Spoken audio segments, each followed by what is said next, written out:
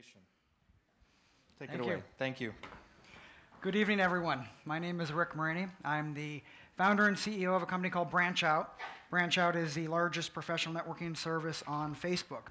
I've also been a tech CEO in Silicon Valley for over a decade, and tonight I get to talk about innovation. What I want to do is provide a framework or a formula for successful innovation, and I'm going to cover 4 variables within that, and we'll dig into that in just a minute. So the word innovation. So innovation is often used to describe new ideas, new methods, new ways to do something.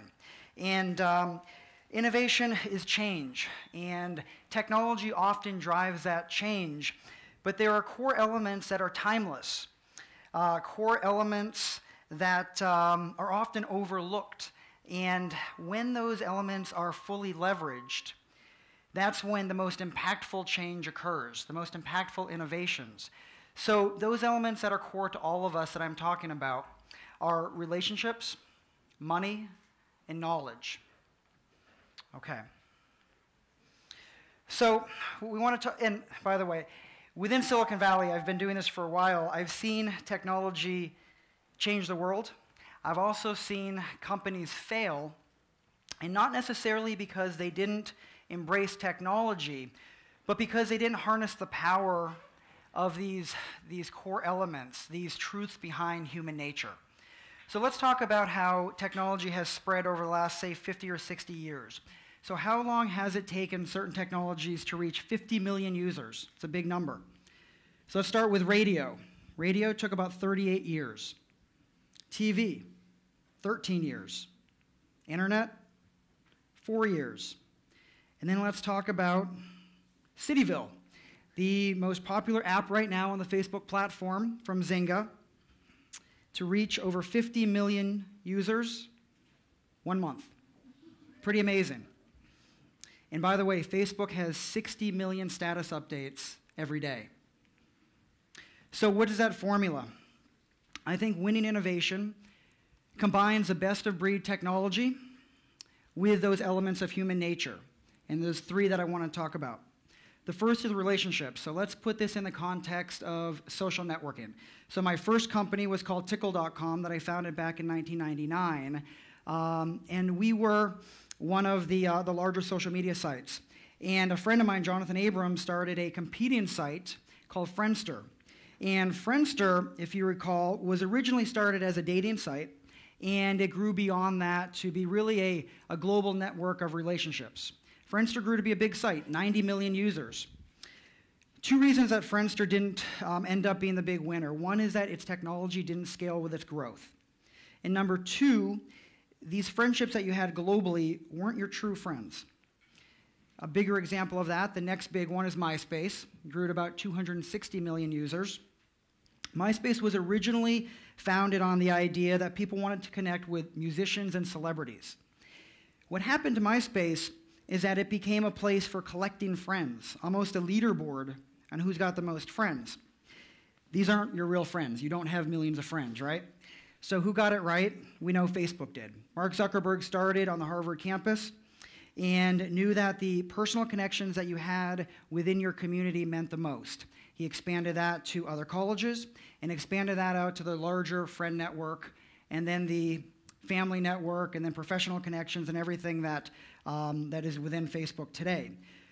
Facebook has been rewarded handsomely with 700 million monthly users because they understood that relationships, true relationships, your trusted support network, that's what really matters.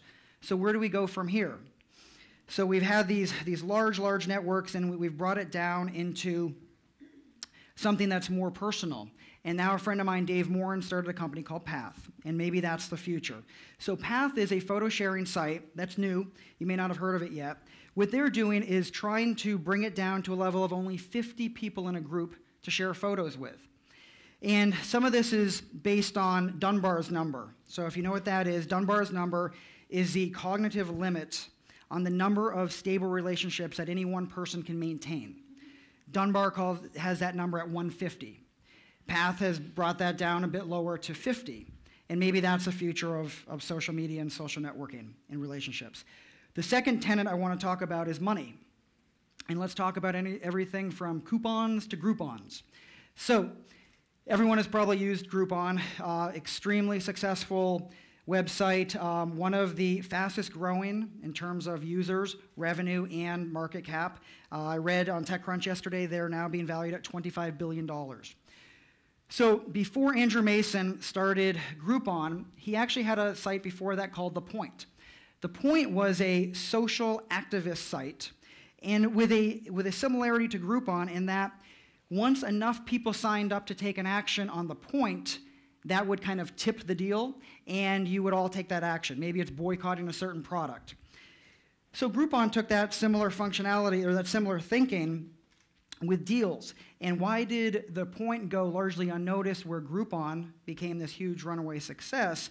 And that's probably because most people are not activists, but everybody likes to save money. So hence the buying power, collective buying power of Groupon. They took an age-old or decades-old product called coupons. They mixed that with a network effect of being able to leverage your relationships, and then mixed that with a new medium and being able to leverage the Facebook platform for marketing. The next technology I want to talk about, the next big innovator, came out in 2008. Hugely innovative company, something that none of us had ever thought about doing. Created billions of dollars in revenue. That technology breakthrough, the Snuggie. So the Snuggie is an interesting story. I'm a tech guy, so this is a little outside of my experience, but the Snuggie is interesting. It was really a market timing issue. So in 2008, the Snuggie really took off. The reason for that, as you may recall, is that we were in the worst recession of our lifetime. Oil prices are high, heating bills are high, people want to save money. How do you do that? You take a product that's been around for centuries and centuries, a blanket, you innovate, you cut holes in it, and you put your arms through it and it becomes mobile. And now, all of a sudden, you're saving money. You go down to Walgreens and you spend $15, and you've got a way to save hundreds and hundreds of dollars on your heating bill. So it was an old technology, a minor innovation, smart late-night remnant ads, cheap ads, and then a distribution platform of discounted retailers, creating billions of dollars of value, which that's when it gets really interesting. Okay, knowledge, the third tenet. So within knowledge, we've seen unprecedented levels of information sharing. Wikipedia has proven that crowdsourcing knowledge can be the fastest, most cost-efficient, effective, and accurate way to be able to share knowledge. So on Wikipedia, you have access to 15 million articles in pretty much every language. Absolutely unprecedented knowledge now is at people's fingertips. You don't have to have a set of encyclopedias in your house. You don't have to have access to a public library that's close by. You can access this all through Wikipedia. Another would be Twitter. So, yeah, Charlie Sheen has been of interest on Twitter lately.